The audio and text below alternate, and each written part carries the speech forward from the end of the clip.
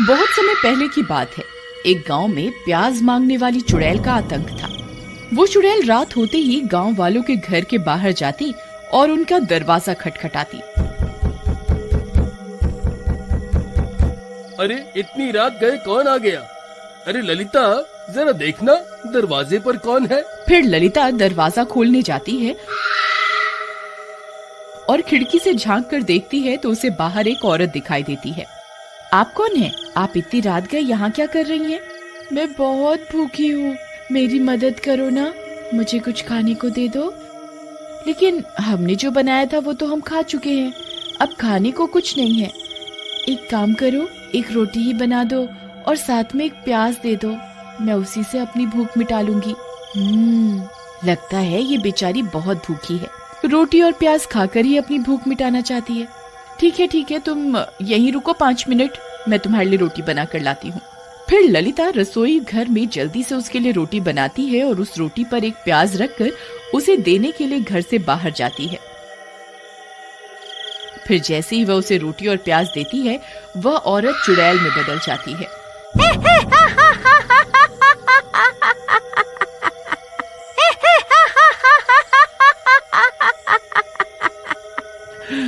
ये रोटी और प्याज तो सिर्फ बहाना था, मुझे तो तुझे इस घर से बाहर निकालना था।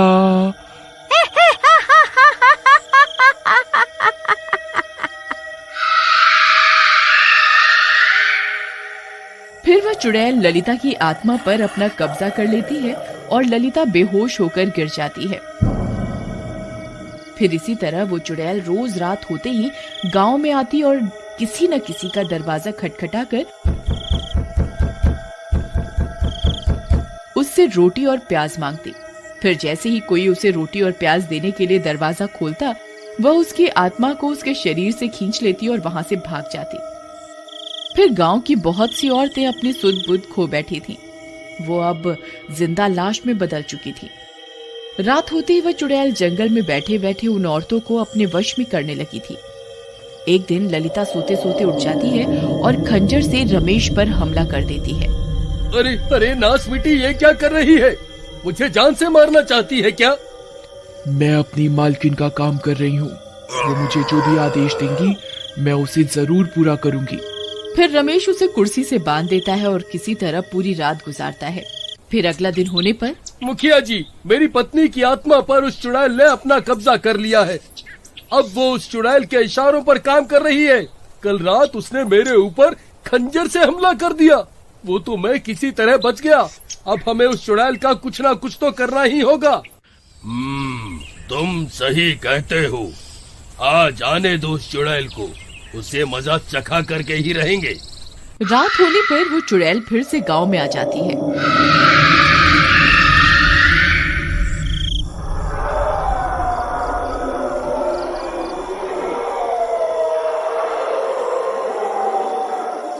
और एक गांव वाले का दरवाजा खटखटाने लगती है। मैं बहुत भूखी हूँ, कृपा करके मुझे कुछ खाने को दे दो।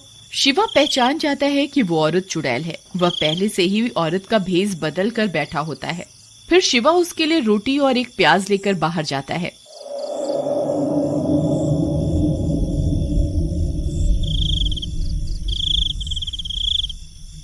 फिर जैसे ही वह उसे रोटी और प्याज देता है, तभी वह औरत चुड़ैल में बदल जाती है।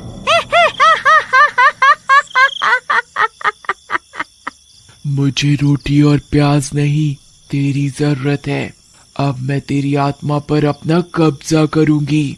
फिर मैं इतनी शक्तिशाली हो जाऊंगी कि पूरी दुनिया की कोई भी ताकत मेरा कुछ नहीं बिगाड़ पाएगी।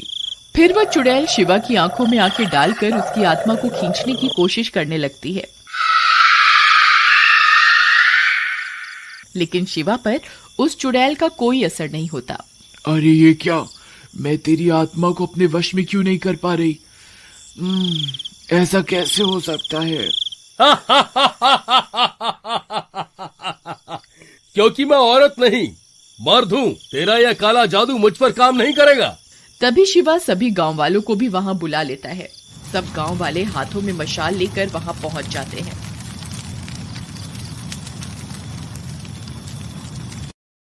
तुम मूर्ख गांव वालों को क्या लगता है तुम मेरा कुछ बिगाड़ पाओगे?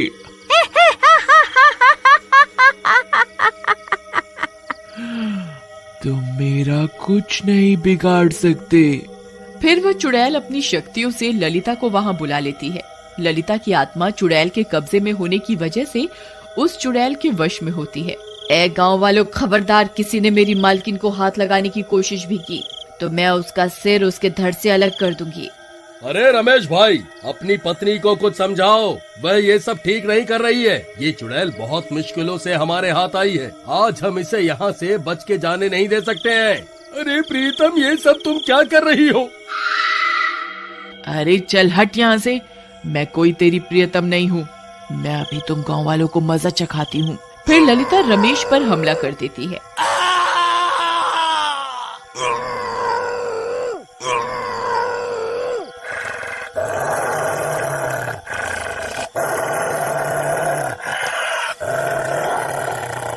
अरे मर गया रे! अरे कोई मुझे बचाओ, मेरी पत्नी तो पागल हो गई है। अरे कमबख्त, रुक जाओ, ये सब क्या कर रही है? मुझे कच्चा खाना चाहती है क्या? अरे गांव वालों, मेरी जान बचाओ, नहीं तो ये पागल औरत मुझे मार डालेगी।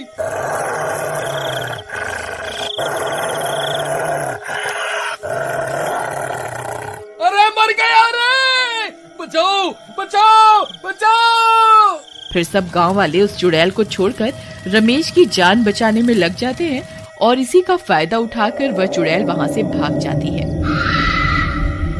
अरे भाइयों, वह देखो, वह चुड़ैल तो अंधेरे का फायदा उठाकर यहाँ से भाग गई। फिर सब गांव वाले ललिता को एक पेड़ से बांध देते हैं। रमेश भाई, आज तुम्हारी पत्नी की वजह से वह चुड़ैल हमारे हाथ से निकल गई। तुम्हारी पत्नी भी अब एक चुड़ैल बन गई है, हमें इसे जान से मारना होगा। अरे तुम्हारा दिमाग खराब तो नहीं हो गया है क्या?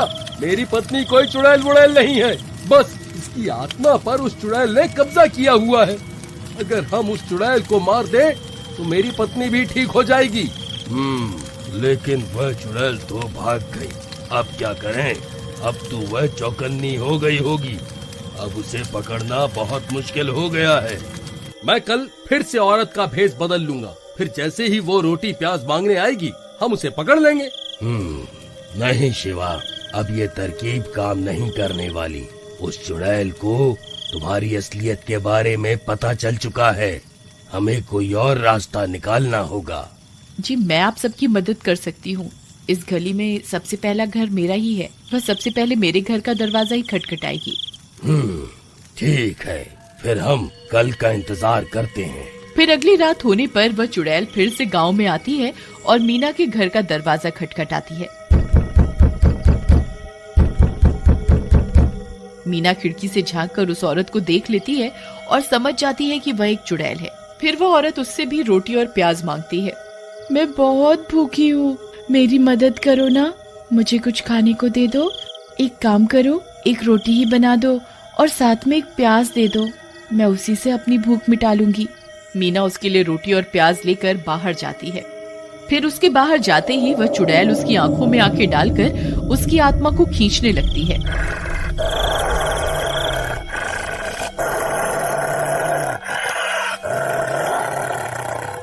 तभी शिवा एक आईना लेकर वहां पहुंच जाता है और उस आईने को मीना के मुंह के आगे कर देता है।